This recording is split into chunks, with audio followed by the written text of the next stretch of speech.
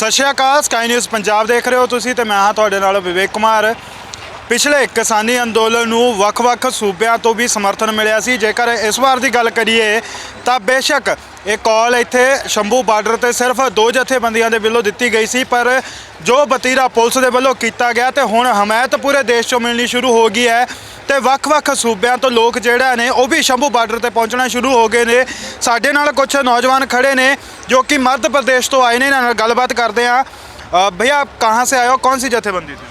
जी, हम लोग मध्य प्रदेश से आए हैं। जय आदिवासी युवा शक्ति जयेश ऑर्गेनाइजेशन से हम लोग आए हैं और यहाँ पर हम लोग किसानों की जो मांगे हैं उन मांगों के समर्थन में आए। साथ ही पहली बार किसी किसान आंदोलन में आदिवासियों का जो सबसे बड़ा मुद्दा है 5वीं अनुसूची का रखा गया है और हम लोग इस तमाम मांगों को समर्थन में MSP के समर्थन में, स्वामीनाथन रिपोर्ट के समर्थन में और जो प्रमुख 10 मांगे हैं उनके समर्थन में आए। और अगर यहाँ की कमेटी जो किसान आंदोलन की ऑर्गेनाइजेशन कमेटी अगर वो आदेश करती है और निर्णय लेते हैं कि हमको दिल्ली जाना है तो हम लोग मध्य प्रदेश से 50,000 युवा दिल्ली आने के लिए तैयार हैं।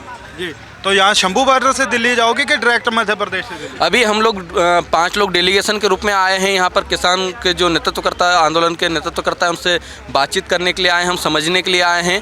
अगर अब यहाँ से आगे जाने की बारी आती है तो सीधे मध्य प्रदेश से दिल्ली की ओर आएंगे। अब शंभू बार्डर नहीं, हम लोग सीधे वहाँ से जहाँ से भी हमारे, क्योंकि जय आदिवासी युवा शक्ति जयेश के पूरे भारत देश में कार्यकर्ता हैं और अलग अलग राज्यों से, चाहे वो मध्य प्रदेश, गुजरात, राजस्थान, महाराष्ट्र, छत्तीसगढ़, झारखंड, सभी जगह से निकलकर हम लोग दिल्ली की ओर रवाना होंगे। जी, जो व्यवहार पुलिस की तरफ से किया जा रहा है, आंसू गैस के गोले मारे जा रहे हैं, रबड़ की बुलेट्स चलाई जा रही हैं, 315 की भी बुलेट्स चलाई गई, फिर रॉकेट लॉन्चर भी दागे गए हैं और हरियाणा में सीधी वार्निंग दी जा रही है, तो क्या ऐसा में मध्य प्रदेश में भी देखने को मिलेगा?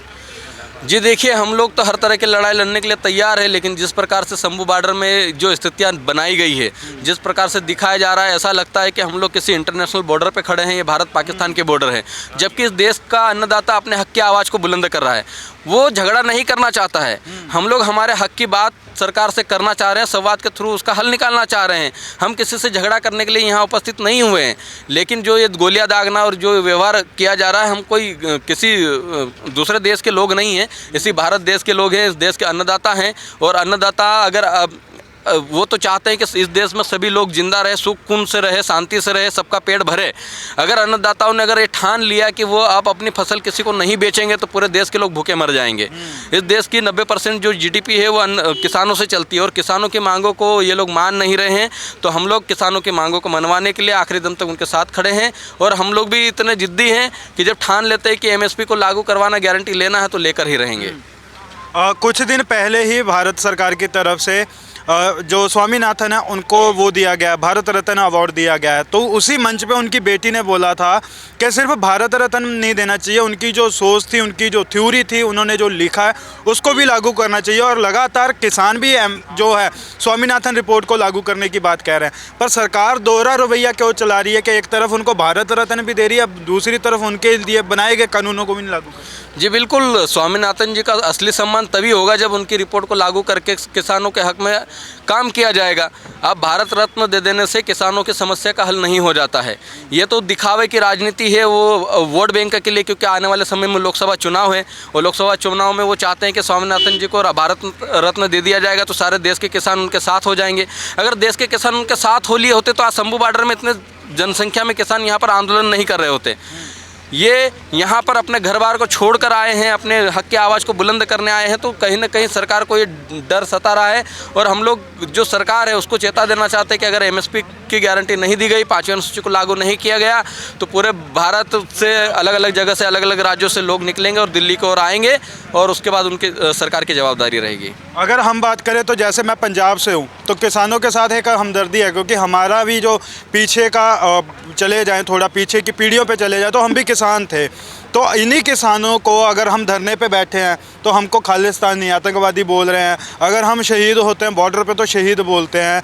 तो ऐसे ही तो और देश और सूबों में भी होता है, चाहे आप कश्मीर चले जाओ, वहाँ पे भी एक डिफरेंट सोच वाले लोग होते हैं। तो फिर पंजाब के किसानों के साथ ऐसा व्यवहार क्यों? देखिए, ये किसी आंदोलन को दबाने की नीति होती है इन लोगों की, क्योंकि जो राजनीति करते हैं किसी न किसी तरह से आंदोलन को बदनाम किया जाए। इसीलिए अगर आज यहाँ पर आंदोलन हो रहा है तो इसको कहा जाएगा कि खालिस्तानी लोग आंदोलन कर रहे हैं। अगर हम लोग आदिवासी लोग हमारे जल जंगल ज़मीन की बात करते हैं और आंदोलन करते हैं तो कहते हैं ये वामपंथी विचारधारा के लोग हैं, नक्सली लोग हैं। अगर कोई मुस्लिम भाई अपने हक अधिकारों की बातें करता है तो वो कहते हैं पाकिस्तानी आतंकवादी हैं। कहने से कुछ नहीं हो तो सबूत बताइए ना, कहाँ है? अगर हम हमारे हक की बात नहीं कर पाएंगे, भारत में संविधान है, संविधान ये कहता है आपको अपने हक की आवाज़ को बुलंद करने का आपको अधिकार है। भारत का संविधान हमको हक देता है। अगर उस आवाज़ को हम लोग नहीं बोलेंगे तो इस देश से लोकतंत्र खत्म हो जाएगा, तानाशाही आ जाएगी, राजा रजवाड़ों का राज आ जाएगा। और ये राजा रजवाड़ों का राज खत्म हो चुका है। भारत देश में संविधान है और संविधान से इस देश को संचालित किया जाता है और संविधान से ही यह देश चलेगा। यहाँ की केंद्र सरकार भारत के संविधान को बदलना चाहती है, लेकिन भारत को संविधान को बदलना इतना आसान नहीं है। आप देख रहे हैं कि एक एमएसपी जो कानून गारंटी है उसको लागू करवाने के लिए जब लाखों लोग शंभू बॉर्डर पे इकट्ठा हो सकते हैं, तो संविधान को बचाने के लिए पूरे भारत देश के 85% लोग एक साथ होकर दिल्ली को कुछ आ भी सकते हैं। आपने डेमोक्रेसी की बात की, पर जिस तरीके से गोलियां दागी जा रही हैं, जो गोले चलाए जा रहे हैं, वो तो सिविलियंस पे चलाना अलाउड भी नहीं है, जो इन गोलियों का इस्तेमाल किया जा रहा है। तो क्या डेमोक्रेसी है भारत? ये देखिए, डेमोक्रेसी को ये ख़त्म करने की कोशिश कर रहे हैं, लेकिन हम भी वो भारत के लोग हैं जो संविधान को, डेमोक्रेसी को बचाना चाहते हैं, तो हम बचा के रहेंगे। ये अपना तानाशाही रवैया अपना कर गैर संवैधानिक काम कर रहे हैं। ये किसानों पर गोलियां दागना, आंसू गैस की गोले छोड़ना, ये गैर संवैधानिक काम है।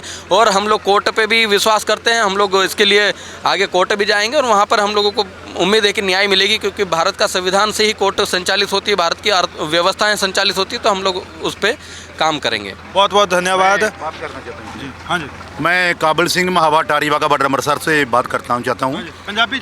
पंजाबी जी गल इस तरह वा, ये जो साडे मध्य प्रदेश तो साडे 5 आदमियों का संगठन इतने पहुँचा, असीं उन्हां दा धन्नवाद करते हैं। खट्टर सरकार नूं दसना चाहुंदे हां, जिहड़ा बोलदा भी कल्ला पंजाब ही खड़ा है, कल्ला पंजाब नहीं खड़ा।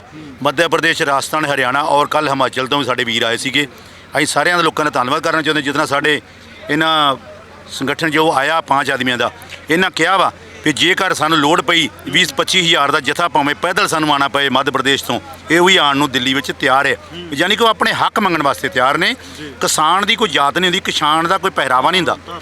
जो अन्नदाता सारा एक जैसा होंदा, ਉਹਦਾ सिक्खी स्वरूप होवे जां हिंदू जेंटलमैन होवे जां मुसलमान होवे, ਉਹਦਾ कोई जात पात नहीं होंदी। किसान एक है, एक ही रहेगा। जिस तरह बाबे नानक ने कहा सी हम एक हैं, ये सारा एक का पहरावा ਇਹਦੇ ਵਿੱਚ ਦੱਸ ਦਿੱਤਾ ਗਿਆ ਵਾ किसान अंदोलन ਦੇ ਵਿੱਚ। ਇਹ मध्य प्रदेश तो पहुँचण ਤੇ ਉਹ हरियाणा, राजस्थान तो पहुँचण ਤੇ हिमाचल तो पहुँचਣ ਤੇ ਸਾਰਿਆਂ ਦਾ ਧੰਨਵਾਦ ਕਰਦੇ ਹਾਂ। ਉਹ ਖੱਟਰ ਸਰਕਾਰ ਨੂੰ ਦੱਸਣਾ ਚਾਹੁੰਦੇ ਹਾਂ ਕਿ ਸਾਰੇ ਅਸੀਂ ਇੱਕ ਆ। ਜੇਕਰ ਤੂੰ ਇੱਥੇ ਨਾ ਜਾਣਦਾ, ਜੋ ਸਾਨੂੰ 21 ਦੀ ਕਾਲ ਆਈ 11 ਵਜੇ, ਅਸੀਂ ਇੱਥੋਂ ਕੂਚ ਕਰ ਦੇਣਾ ਹੈ, ਤੇਰੀ ਛਾਤੀ ਦੇ ਉੱਤੇ ਪੈਰ ਰੱਖ ਕੇ ਅੱਗੇ ਜਾਵਾਂਗੇ ਜੀ। ਵੀਰ ਜੀ, ਜੇਕਰ ਦੇਖੀਏ ਤਾਂ ਇਹ ਵੀ ਖਬਰਾਂ ਨਿਕਲ ਕੇ ਆ ਰਹੀਆਂ ਨੇ ਕਿ ਬਾਰਡਰ ਪਾਰ ਤੋਂ ਜਿਹੜੇ ਪੁਲਿਸ ਅਧਿਕਾਰੀ ਲੱਗੇ ਹੋਏ ਨੇ, ਉੱਚ ਅਧਿਕਾਰੀ, ਉਹਨੇ ਕਹਿੰਦੇ ਕਿ ਕਹਿਤਾ ਸਰਕਾਰ ਨੂੰ ਕਿ ਜੇ ਕਿਸਾਨ ਆ ਬਾਰਡਰ ਟੱਪ ਗਏ ਤਾਂ ਮੈਂ ਅਸਤੀਫਾ ਦੇ ਦੂੰਗਾ। ਬਿਲ ਦੇਵੇ ਅਸਤੀਫਾ ਤਾਂ ਤਿਆਰ ਰੱਖੇ ਨਾ। ਹਾਂ ਦੇਵੇ, ਜਾਵਾਂਗੇ ਤਾਂ ਜ਼ਰੂਰ। ਮਰੇ ਨੂੰ ਡਰਿਆ ਚੰਗਾ, ਲਿਖ ਕੇ ਰੱਖ ਲਵੇ। ਅਸੀਂ ਤੇ ਜਾਣਾ, ਆਪਣੇ ਹੱਕਾਂ ਵਾਸਤੇ ਜਾਣਾ। ਇਹ ਥੋੜੀ ਗੱਲ ਹੈ ਕਿ ਪਿਛਾਂ ਮੁੜ ਜਾਾਂਗੇ। ਅਸੀਂ ਇੰਨਾ ਜੰਗ ਵਾਲਾ ਮਾਹੌਲ ਅਟਾਰੀ ਬਾਰਡਰ ਤੇ ਕਦੀ ਦੇਖਿਆ ਨਹੀਂ। ਜੋ ਹਿੰਦ ਪਾਕਿਸਤਾਨ ਬਾਰਡਰ ਦੇ ਉੱਪਰ ਰਹਿੰਦੇ ਅਸੀਂ, ਬਿਲਕੁਲ ਜ਼ੀਰੋ ਲਾਈਨ ਦੇ ਉੱਪਰ ਰਹਿ ਰਹੇ ਹਾਂ। ਇੰਨਾ ਕਦੀ ਮਾਹੌਲ ਉੱਥੇ ਨਹੀਂ ਦੇਖਿਆ, ਕਦੀ ਗੋਲੀਬਾਰੀ ਉੱਥੇ ਨਹੀਂ ਦੇਖੀ ਜਿੰਨਾ ਸਾਡੇ ਦਿੱਲੀ ਨੂੰ ਜਾਣ ਵਾਸਤੇ। ਜੋ ਦਿੱਲੀ ਰਾਜਧਾਨੀ ਸਾਡੀ, ਰਾਜਧਾਨੀ ਵਿੱਚ ਹਰ ਇੱਕ ਨੂੰ ਜਾਣ ਦਾ ਹੱਕ ਹੈ, ਹਰ ਕੋਈ ਜਾ ਸਕਦਾ। ਤੇ ਇਹ ਗਲਤ ਕੰਮ ਕਰ ਰਹੇ ਆ। ਸਿਰਫ ਖੱਟਰ ਸਰਕਾਰ ਇਹ ਗਲਤ ਕੰਮ ਕਰ ਰਹੀ। ਖੱਟਰ ਸਰਕਾਰ ਦੀ ਨੀਤੀ ਇੱਕ ਮਾੜੀ ਹੋ ਰੱਖੀ ਹੈ। ਰਵੱਈਆ ਮੋਦੀ ਨੇ ਮਾੜਾ ਕਰਨਾ, ਖੱਟਰ ਉਹਦੋਂ ਵੀ ਜ਼ਿਆਦਾ ਹੋ ਗਿਆ ਹੈ। ਅਸੀਂ ਆਪਣੇ ਹੱਕ ਲੈਣ ਵਾਸਤੇ ਜਾ ਰਹੇ ਹਾਂ। ਹੱਕ ਲੈਣ ਜ਼ਿਆਦਾ ਕਿਸੇ ਨੂੰ ਮੰਗ ਕਰਨ ਦਾ ਕੋਈ ਡਰ ਥੋੜ੍ਹਾ ਹੋਏਗਾ। ਵੀਰ ਜੀ, ਜੇਕਰ ਦੇਖੀਏ ਤਾਂ ਜਦੋਂ 2020 ਦੇ ਵਿੱਚ ਅੰਦੋਲਨ ਹੋਇਆ ਸੀ, ਯੂਪੀ ਤੋਂ, ਬਿਹਾਰ ਤੋਂ, ਜਿਹੜੇ ਸੂਬੇ ਦਾ ਨਾਮ ਲਓ, ਉੱਥੇ ਦਾ ਬੰਦਾ ਉੱਥੇ ਮੌਜੂਦ ਸੀਗਾ। ਹਰ ਇੱਕ ਦੇਸ਼ ਭਰ ਤੋਂ, ਈਵਨ ਵਿਦੇਸ਼ਾਂ ਤੋਂ ਵੀ ਲੋਕ ਆਏ ਸੀਗੇ, ਗੋਰੇ ਵੀ ਉੱਥੇ ਦੇਖਣ ਨੂੰ ਮਿਲੇ ਸੀਗੇ।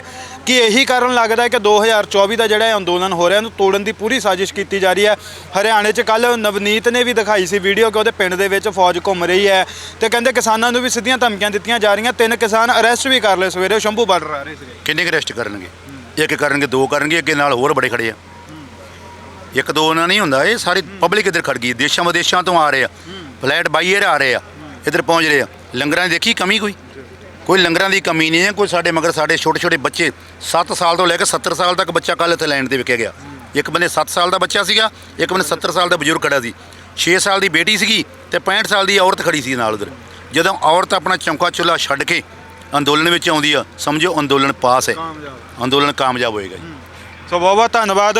ਸੋ ਬਹੁਤ ਵਧੀਆ ਗੱਲ ਕਹੀ ਵੀਰ ਨੇ ਕਿ ਕਿਸਾਨ ਦਾ ਕੋਈ ਜਾਤ ਨਹੀਂ ਹੁੰਦੀ, ਕਿਸਾਨ ਦਾ ਕੋਈ ਧਰਮ ਨਹੀਂ ਹੁੰਦਾ, ਕਿਉਂਕਿ ਜਿਸ ਦੇ ਮਗਰ ਲੱਗ ਹੀ ਦਾਤਾ ਜਾਵੇ ਤਾਂ ਉਹਦਾ ਕੋਈ ਧਰਮ ਤੇ ਉਹਦੀ ਕੋਈ ਜਾਤ ਨਹੀਂ ਹੁੰਦੀ।